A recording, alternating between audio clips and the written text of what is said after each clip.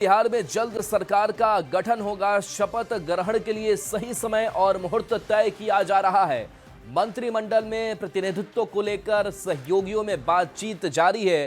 सभी सहयोगियों को उनकी जीती हुई सीटों के अनुपात में भागीदारी मिलेगी। कल पटना में जेडीयू विधायक दल की बैठक होगी।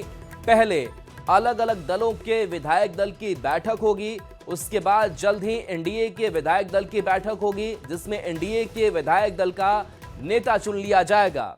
जेडीयू के राष्ट्रीय कार्यकारी अध्यक्ष संजय झा दिल्ली एयरपोर्ट के लिए निकले और बताया जा रहा है कि ये रवानगी होनी है, तो हलचल जो है वो बढ़ी हुई दिखाई दे रही है। जल्द सरकार का गठन हो जाएगा। अमितेश हमारे साथ न्यूज 18 संवाददाता जुड़े हुए हैं। अमितेश, सरकार गठन की अब कवायद तेज है, क्या हलचल, किस तरीके से बातचीत रणनीति? देखिए, निश्चित रूप से जेडीयू और बीजेपी में जो कल बातचीत हुई है, दोनों टॉप लीडरशिप में कल जो रात मुलाकात और बातचीत हुई है अमित शाह के आवास पर, उसके बाद निश्चित रूप से फॉर्मूला निकलता नजर आ रहा है। और जो सूत्र बता रहे हैं उसके मुताबिक अगले 3 से 4 दिनों में बिहार में सरकार गठन हो जाएगा, नीतीश कुमार का शपथ ग्रहण हो जाएगा। इस बात की पूरी उम्मीद। कल जब जेडीयू के विधायक दल की बैठक होगी, इसमें नीतीश कुमार को नेता चुना जाएगा। इसके अलावा बाकी सहयोगी दल भी अलग अलग अपने विधायक दल की बैठक करेंगे, उसमें अपना नेता चुनेंगे। और उसके बाद एनडीए का एक जो विधायक दल है, एनडीए के विधायक दल की एक साझा बैठक होगी, उसमें मुख्यमंत्री के लिए जो नेता का चुनाव होगा वो मुख्यमंत्री पद का शपथ ग्रहण करेगा, नीतीश कुमार मुख्यमंत्री बनेंगे।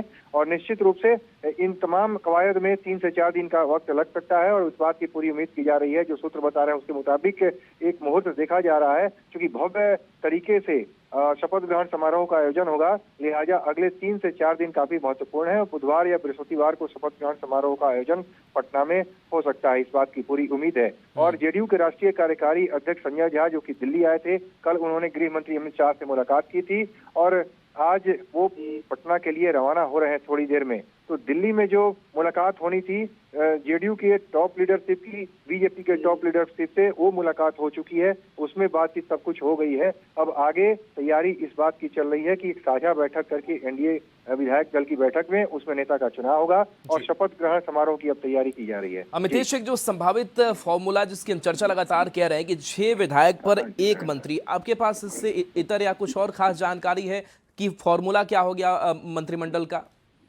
देखिए, जो सूत्र बता रहे हैं उसके मुताबिक 6 विधायकों पर 1 मंत्री बनाने की बात सामने आ रही है, जेडीयू बीजेपी की तरफ से भी। और उसी तरह से चिराग पासवान की पार्टी के जो विधायक चुने गए हैं, उस हिसाब से फॉर्मूले के हिसाब से देखा जाए तो 3 मंत्री पद उनके खाते में जा सकता है। और दूसरी तरफ जहां तक बात है उपेंद्र कुशवाहा की पार्टी की और जीतन राम मांझी की पार्टी की, उनके भी कुशवाहा के 4 विधायक उनकी पार्टी के आरएलएम के जीते हुए हैं और जीतन राम मांझी की पार्टी से 5 विधायक हैं। तो उस नाते दोनों को 1-1 सीटें दी जा सकती हैं, यानी दोनों की पार्टी से 1-1 व्यक्ति मंत्री बन सकता है। तो पूरे उस फॉर्मूले पर चर्चा की जा रही है कि किस तरह से सहयोगी दलों को भी उचित प्रतिनिधित्व दिया जाए और खासतौर से जेडीयू बीजेपी के अलावा जो चिराग पासवान की पार्टी है, एलजेपी रामविलास, तो इसके अलावा उपेंद्र कुशवाहा की पार्टी है और जीतन राम मांझी की पार्टी है, सबको ठीक तरीके से सम्मानजनक तरीके से सामंजस्य स्थापित कर चला जाए, सबको उचित प्रतिनिधित्व दिया जाए। जिस तरह से अपार सफलता मिली उसमें सबका योगदान है, ये कहा जा रहा है। जो हमारे सूत्र बता रहे हैं जेडीयू बीजेपी के,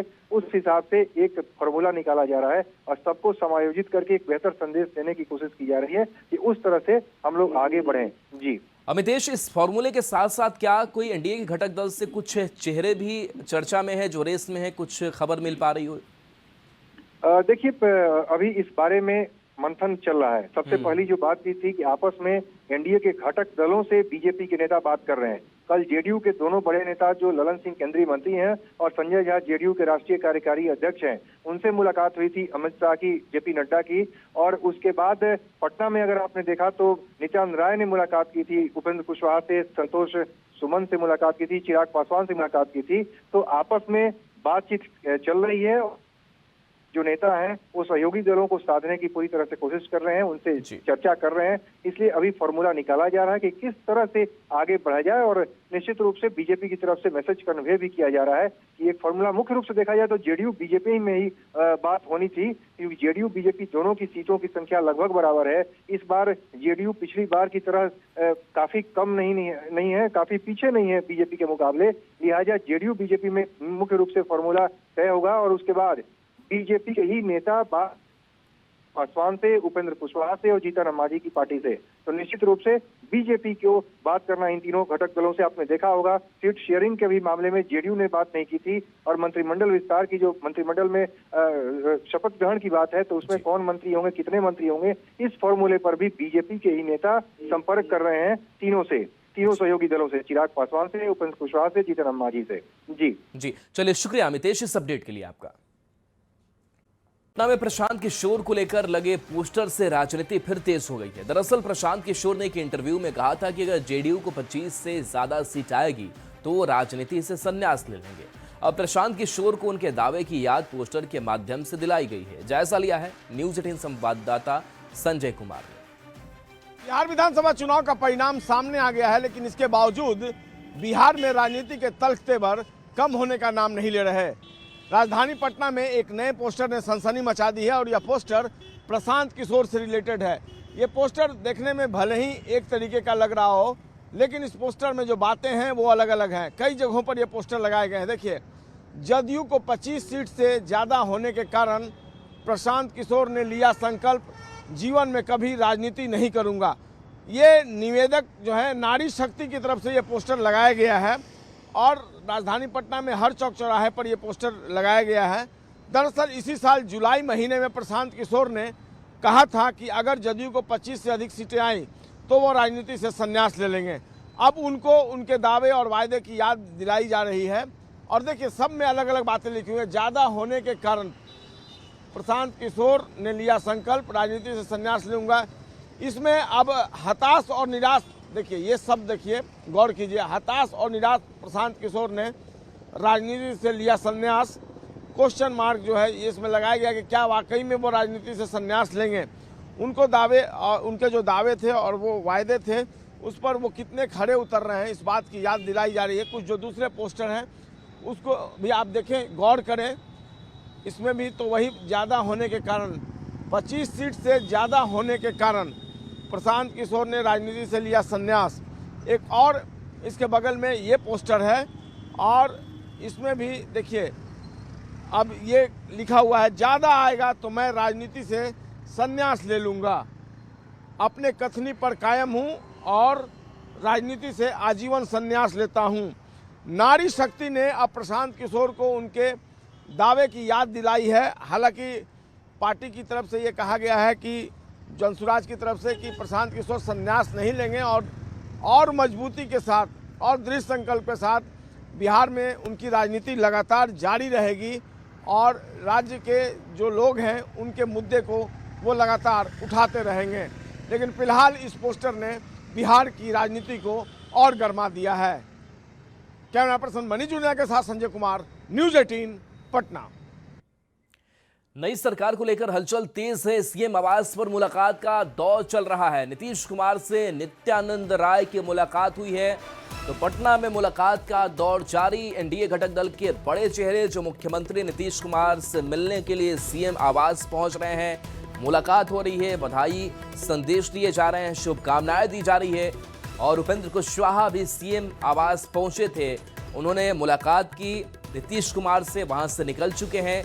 उमेश कुशवाहा जो प्रदेश अध्यक्ष हैं जेडीयू के, वो भी सीएम नीतीश से मुलाकात की है। तो देखिए, एनडीए की प्रचंड जीत के बाद से अब एनडीए घटक दल के जो बड़े चेहरे हैं वो नीतीश कुमार से मिलकर उन्हें शुभकामना बधाई दे रहे हैं। इसके साथ साथ सरकार गठन के स्वरूप को लेकर भी चर्चाएं लगातार हो रही हैं।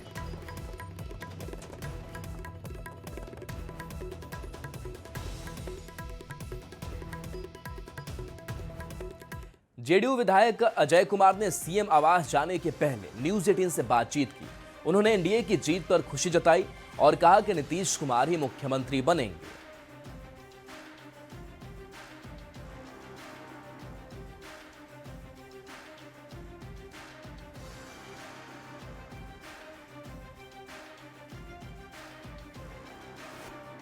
तो देखिए अलग अलग बयान सामने आ रहे हैं और नेताओं के मिलने का सिलसिला नीतीश कुमार से जारी है और ये हलचलें जो हैं वो दिन भर माना जा रहा है कि रहने वाली है। और देखिए जो आखिरी कैबिनेट बैठक होगी इंडिया की सफलता पे एकदम पूरा गर्व है और फख्र है। डबल इंजन की सरकार जो माननीय नीतीश जी के नेतृत्व में बिहार में और मोदी जी के नेतृत्व में जो देश में चल रही है उनका ये देन है, उसका ये फलाफल है जो विकास की रफ्तार बिहार में तेज हुई है। ऐसी उम्मीद थी? एकदम उम्मीद थी। हम तो पहले भी हम लिखे हैं, रिजल्ट से पहले मैंने अपने पोस्ट पर लिखा था कि 200+ एनडीए जीतेगी। और मुख्यमंत्री नीतीश कुमार है जी एकदम नीतीश बाबू हो रहे हैं, इसमें कोई डाउट है क्या?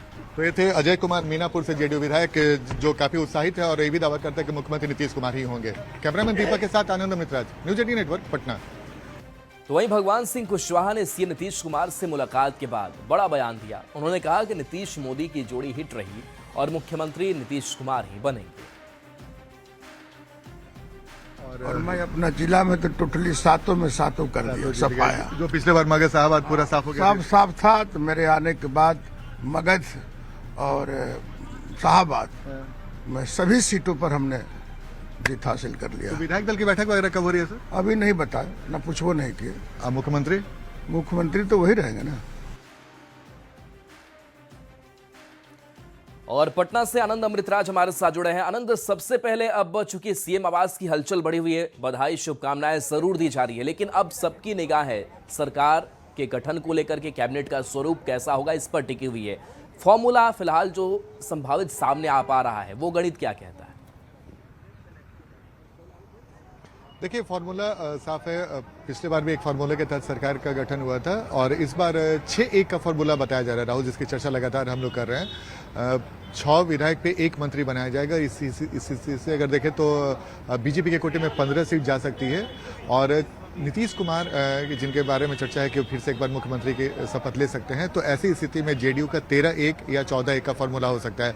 चिराग पासवान के खाते में चूंकि 19 विधायक है तो उनके खाते में 3 मंत्री का कोटा जा सकता है। इसके अलावा आरएलएम और हम उसके खाते में 1-1 का कोटा जा सकता है। पिछली बार भी एक फार्मूले के तहत ही सरकार का गठन हुआ था और इस बार भी फार्मूले के तहत ही गठन होगा ताकि तमाम पार्टियों को इस बात को लेकर संतुष्ट किया जाए।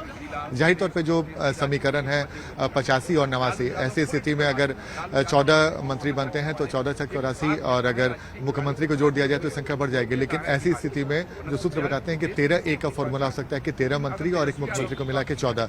ऐसी स्थिति में 89 विधायक हैं बीजेपी के पास, तो ऐसी स्थिति में 15 मंत्री बिल्कुल आनंद, तो बीजेपी इसी कोटे में जा संभावित सकते हैं। फॉर्मूले के साथ फिलहाल बातचीत आगे बढ़ती हुई दिखाई दे रही है।